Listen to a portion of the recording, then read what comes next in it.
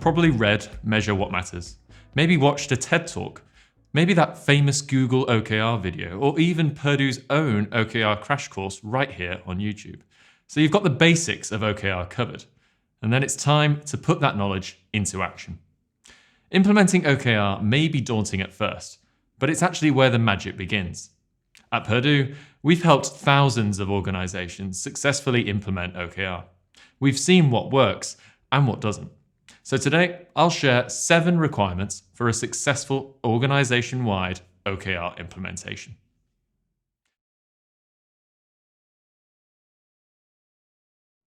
Our first requirement is to get senior leadership's backing. They act as a role model for the rest of the organization. And since OKR requires a shift in how everyone in an organization approaches work, if senior leadership lacks consistency and commitment to that change, the rest of the organization will likely not follow. And that means that OKR will fail. So, in order to roll out OKR across your entire organization, backing from the senior leadership, the CEO especially, is an absolute must. To get senior leadership on board, it's critical to convey the value OKR brings to an organization. Some initial steps could be to provide an introductory OKR presentation, clearly outlining the benefits and business impact for your organization, or present case studies to give leadership an idea on timing, budget, and impact. And once they've expressed a clear commitment to the framework, the next step is to ensure they're actually walking the walk. So are they putting OKRs on the agenda for all hands meetings and leadership meetings? Are they regularly approving company and quarterly team OKRs? It's also important that they speak the OKR language. And by that, I mean they know the difference between, say, a key result and a KPI.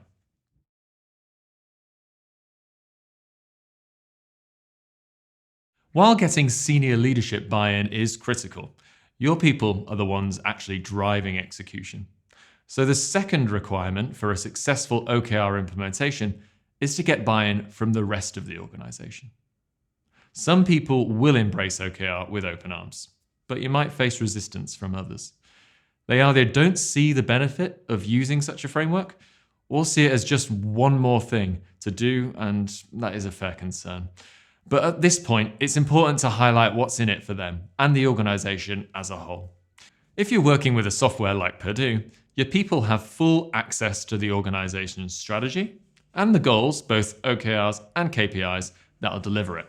They'll now have complete transparency on the priorities of each area of the business. Plus, they'll have clarity on what's expected of them and how they can have the biggest impact. To strengthen that buy-in even further, consider scheduling an all-hands meeting to kick off the OKR implementation and outline the benefits of the framework. You could also share stories of other organizations, and there are plenty of those on the Perdoo website.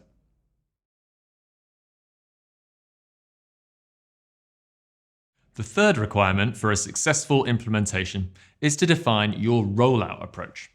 And this depends a lot on your organization's characteristics, culture, and your prior experience with OKR. But before you start, it's good to have a rough understanding of how you'll approach it. There are 2 approaches that we see have the most success. The first is to have an organization-wide rollout from the very beginning. And this works best if your organization is already familiar with the OKR framework, or if you've got a culture that's particularly open to change. Younger companies, regardless of their size, do qualify more easily for such an approach than more mature companies, as they tend to have more flexible structures and processes. Do note that if you're using a dedicated software, like Perdoo, we're still not suggesting that everyone should have access to this software immediately. It's best to first set up the accounts and OKRs of senior leadership, and then roll it out to all the department heads and team leaders, and from there to the rest of the organization. It does mean that all of this is done in a very short time span, for example, under 30 days, and that ensures that you don't lose momentum. The second approach is then to have a step-by-step rollout. Here you typically begin with a pilot group, for example, the senior leadership, a specific team, or a department. And that way, this group has the opportunity to fully get the hang of OKR and collect necessary learnings to establish the best approach for the rest of the organisation. Once this group is up and running, e.g. after 1 quarter's OKRs, it'll be clear what the next steps are for the rest of the organisation. You could then either roll it out to the rest of the organisation or roll it out to a few groups gradually. If you feel uncertain or are experiencing resistance, the latter is likely the best option. Other groups and individuals lead by example, increasing the likelihood of others buying in. Always remember, there's no right or wrong way of rolling out OKR. It depends on what fits your organisation best.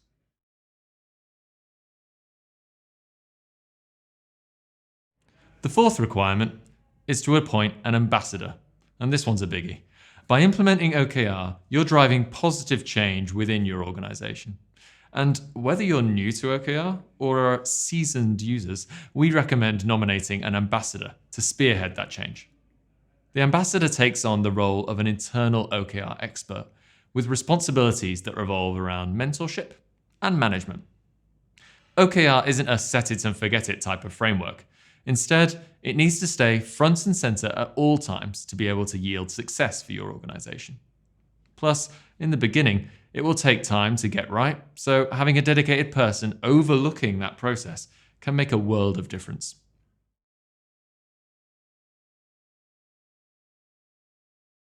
The fifth requirement: define your program's rhythm. A well-designed OKR program provides clarity on what's expected and when you expect it to happen.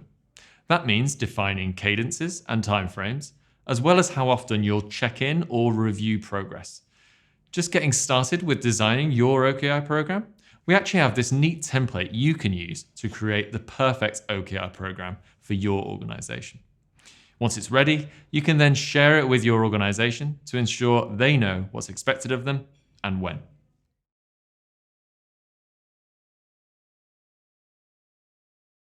Educate everyone on the OKR framework is the sixth requirement of an effective implementation. OKR is a new language, and to avoid any confusion and ensure everyone is speaking that same language, the entire organisation should receive training on the framework. Such training can be delivered online, as it's more scalable and cost-effective. But some organisations also opt for in-person workshops, and we've seen both methods work really well. And the good news is that Perdoo offers both free and paid resources to support your needs. And we've shared some resources in the description of this video.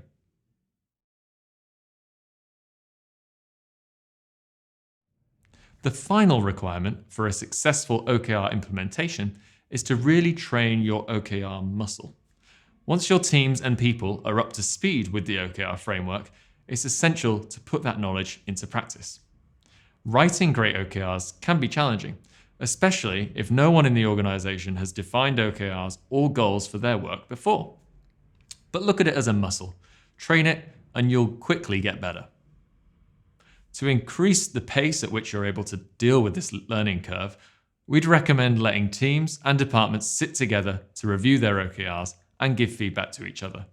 And to further embed OKR within your organization's culture, leadership and teams should discuss OKR outcomes in team and all-hand meetings. And managers should discuss their people's OKR-related behaviors in one-on-ones.